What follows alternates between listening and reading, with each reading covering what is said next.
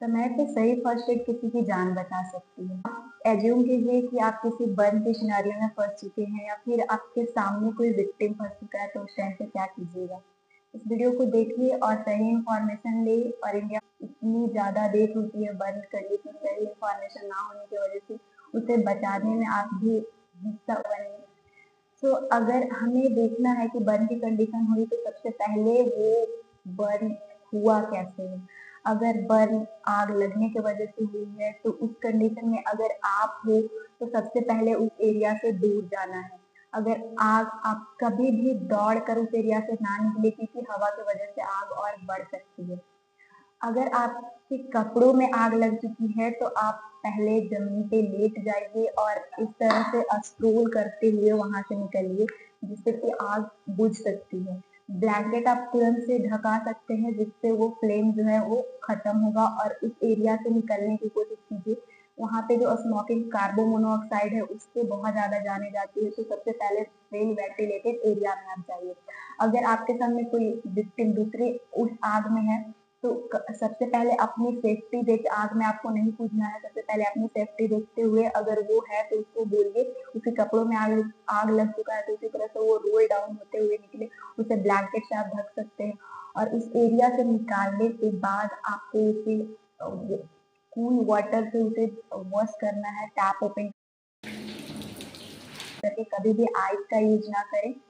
जब आप cool water warm water से सिर्फ उस एरिया को वॉश करते हो तो उससे स्वेलिंग इन्फ्लामेशन कम होती है। कभी भी टूथपेस्ट का इस्तेमाल, घी, हल्दी ये सब का नहीं करना है क्योंकि वो एरिया और भी इन्फेक्शन के ज्यादा प्रोन हो जाएगा, इन्फेक्शन हो सकती है।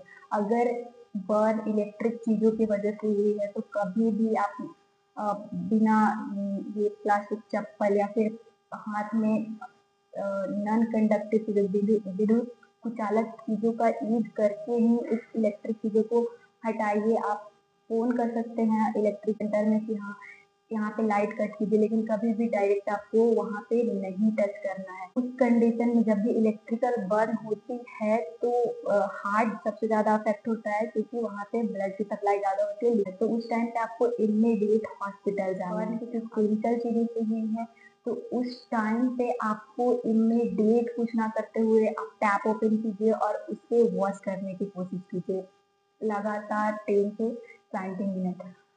अगर बर्न किसी आयरन या फिर हॉट चीजों से, बर्तन सब छूने से हुई